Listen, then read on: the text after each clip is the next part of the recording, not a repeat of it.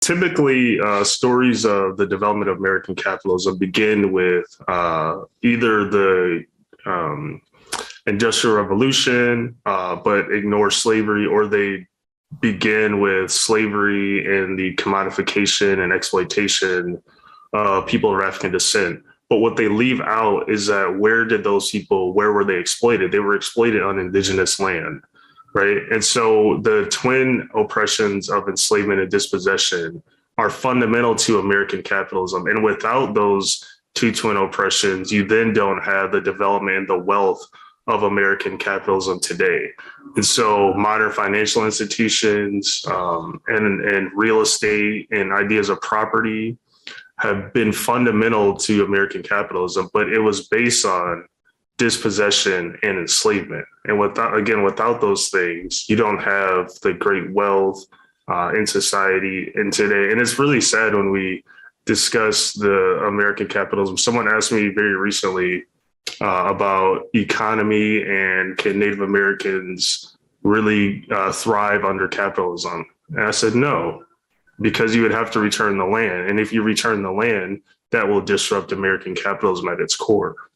Well, that's part of what I thought was so interesting about what you wrote, right? Is because there's a perception from what you wrote by anthropologists, or the writing has divided the experience of Black Americans and Indigenous Americans to such a degree that doesn't make sense given what you talk about, because foundationally, both of the exploitations of Black Americans and Indigenous Americans are based in capitalism, yes, but also colonialism and the way that capitalism manifested as a result of that. Can you talk a little bit about those similarities and parallel experiences?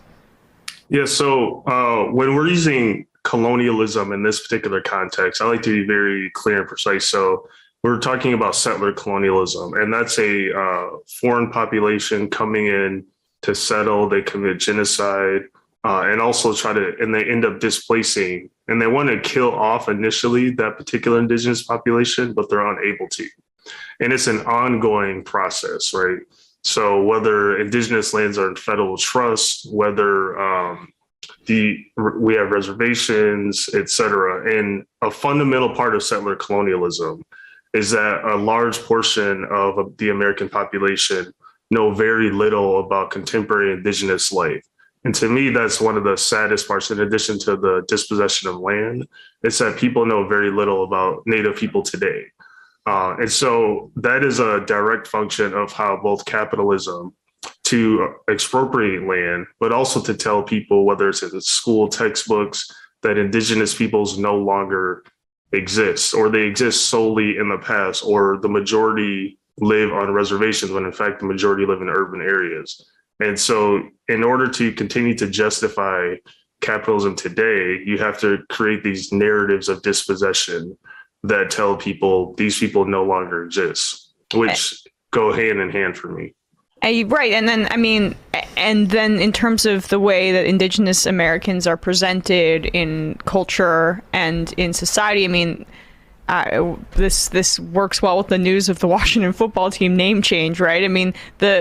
You touch on this a little bit, but the mascoting of Native people in this country also, it commodifies Indigenous people, and it also mythologizes them in a way that makes them kind of places them outside of humanity in the United States, if that makes sense.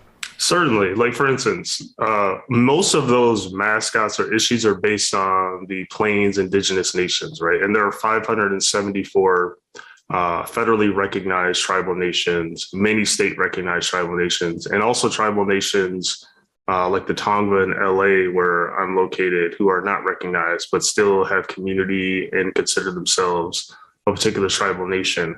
And, even the mascot issue of the Washington football team, why there were decades of protests by Native people from across the US, but why did they finally relent? Because billionaire corporations said, we're going to take our advertising away from you. So Nike and other corporations. And it's a really sad thing. I don't want to negate the activism of Native peoples, right? Like Amanda Blackhorse, who's been doing a lot of things around that very recently. But it took billionaires to say, we will take our funding if you don't do something about this. And that's American capitalism and settler colonialism in a nutshell.